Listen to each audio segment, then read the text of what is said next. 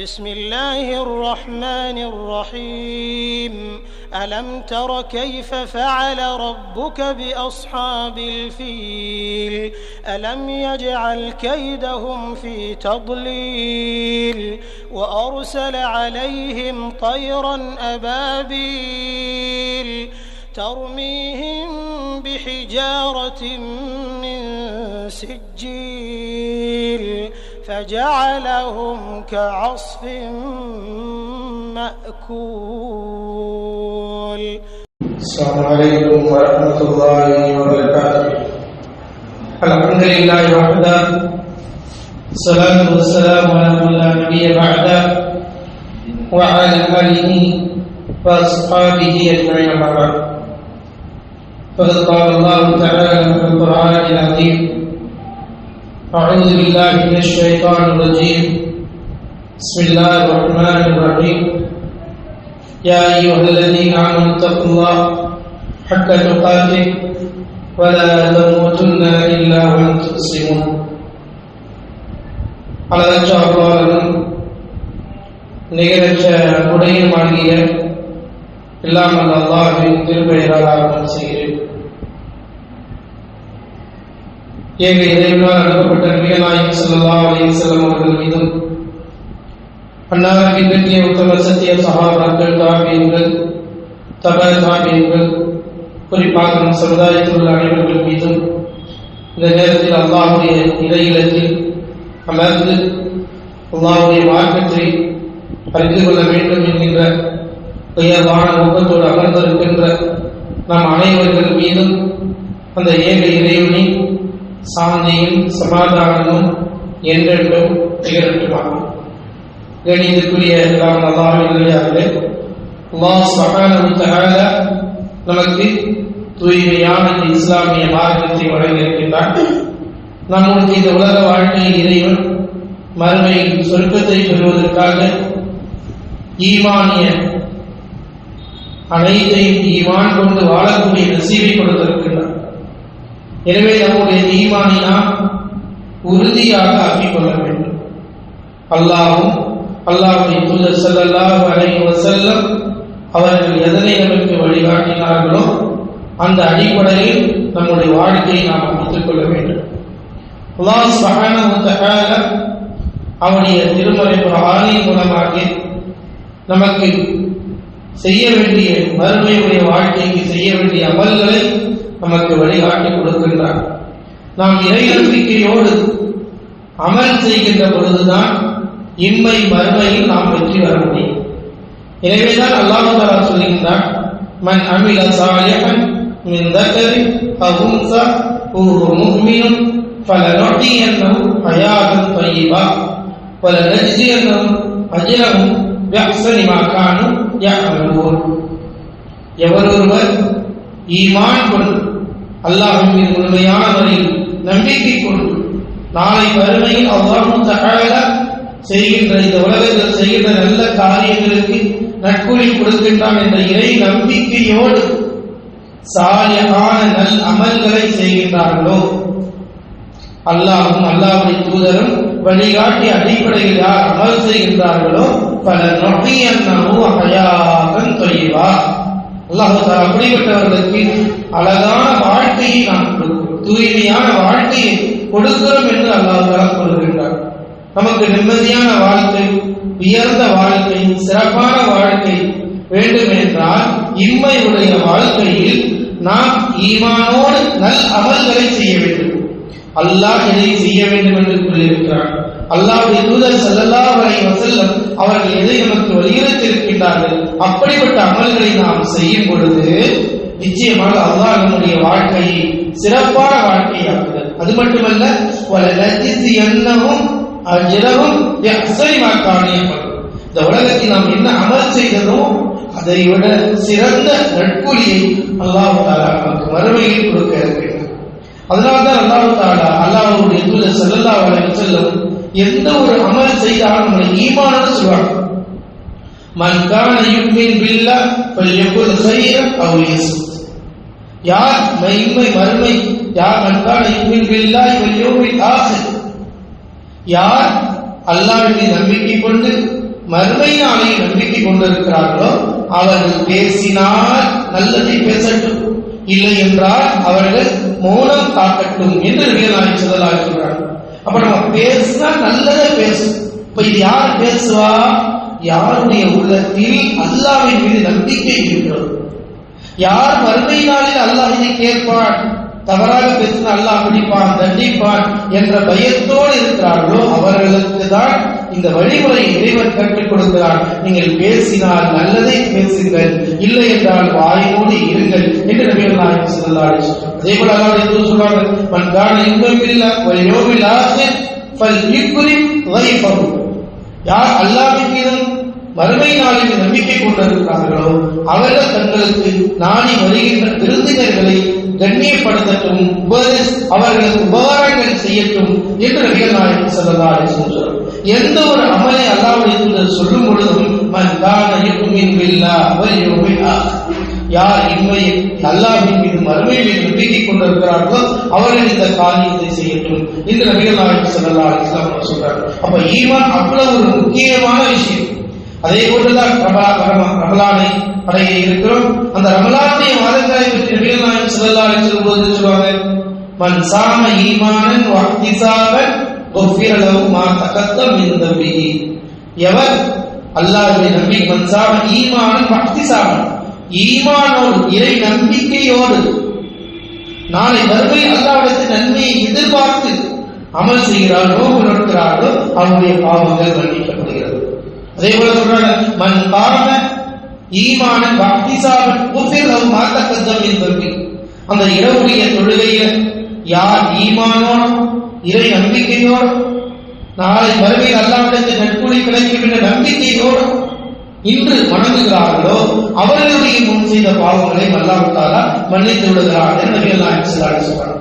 அதே மாதிரி அல்லாஹ்வுடைய தூதர் சொல்றாங்க, மன் காம லைலத்துல் கத்ரி ஈமானன் வ இஹ்திசாபன் குஃபிர லஹு மா தகத்தம மின் தம்பிஹி. யார் லைலத்துல் கத்ருடைய இரவிலும் ஈமானோடு எதை சொன்னாலும் அல்லாஹ்வுடைய தூதர் ஈமான் ஈமான் ஈமான் என்று சொல்கிறார். ஏன்? நம்முடைய ஈமான் உறுதியா இருந்தால் தான் நரகத்திலிருந்து காப்பாற்றப்படுவோம். நம்முடைய ஈமான் சரியா இருந்தால் தான் அல்லாஹ் அமலை ஏற்றுக்கொள்வான்.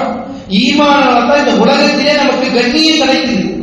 ஈமானால தான் நம்ம மறுமையில் சொர்க்கத்துக்கு போக முடியும். ஈமான் நம்முடைய உள்ளத்தில் உறுதியாக இருந்தால்தான் நரகத்திலிருந்து நாம் காப்பாற்றப்படுவோம். அதனால்தான் அல்லாஹ்வுடைய எதை சொல்லும் பொழுதும், எந்த இபாதத்தை கூறும் பொழுதும், எந்த உலக விஷயத்தை பற்றி செயல்படுத்தும் பொழுதும் அல்லாஹ்வுடைய தூதர் ஈமான் ஈமான் என்று கூறுகிறார்கள். மன் காம லைலத்துல் கத்ர், லைலத்துல் கத்ருடைய இரவில் நீங்கள் நின்று வணங்கினாலோ, யார் ஈமானோடு இறை நம்பிக்கையோடு நன்மை எதிர்பார்க்காமல் செய்கிறார்களோ அவர்களுடைய முன் செய்த பாவங்கள் மன்னிக்கப்படுகிறது என்று நபிகள் நாயகம் ஸல்லல்லாஹு அலைஹி வஸல்லம் அவர்கள் நமக்கு குறிப்பிடுகிறார்கள். எனவே நம்முடைய உள்ளத்தில் ஈமானை உறுதிப்படுத்திக் கொள்ள வேண்டும். ஏனென்றால் அதற்கு அல்லாஹ் தஆலா மிகப்பெரிய சிறப்பு சொல்றார். அல்லாஹ் ரப்பல் ஆலமீன் குறிப்பிடுகிறார், இன்னல் லதீன காலு ரப்புனல்லாஹ் சும்ம இஸ்தகாமு ததனஸ்ஸலு அலைஹிமுல் மலாயிகா அல்லா தகாஃபு வலா தஹ்ஸனு வஅப்ஷிரு பில் ஜன்னத்தி அல்லதி குன்தும் துஅதூன். அல்லாஹ் ரப்பல் ஆலமீன் இவர்கள் நிச்சயமாக ஈமான் கொண்டு அல்லாஹ் என்னை படைத்தவர் அல்லாஹ்தான் என்று உறுதியாக நம்புகிறார். ரப்புனல்லாஹ் சும்ம இஸ்தகா, பிறகு யார் அதில் உறுதியாக நின்று இறைவர்களை இருக்கின்றார்களோ இப்படிப்பட்டவர்களுக்கு அல்லாஹ் தஆலா சுப செய்தி சொல்கிறார், ததனஸ்ஸலு அலைஹிமுல் மலாயிகா. அல்லாஹ் வானவர்களை அழைக்கிறார், வானவர்களை அழைத்து சொல்ல வைக்கிறார், அல்லா தகாஃபு வலா தஹ்ஸனு, நீங்க கவலைப்படாதீங்க, பயப்படாதீங்க, உங்களுக்கு நாங்கள் உதவி செய்வோம். நஹ்னு அவுலியாவுக்கும் ஃபில் ஹயாத்தித் துன்யா வ ஃபில் ஆখিরাহ, இம்மையிலும் சரி மறுமையிலும் உங்களுக்கு அல்லாஹ்வுடைய உதவி கிடைக்க வேண்டும் என்றால் இம்மையுடைய வாழ்க்கையில் நாம் ஈமானோடும் உறுதியோடும் இருக்க வேண்டும். அதற்கு தான் இவ்வளவு பெரிய உபதேசங்களை அல்லாஹ் தஆலா நமக்கு குர்ஆனின் மூலமாக குறிப்பிடுகிறார்.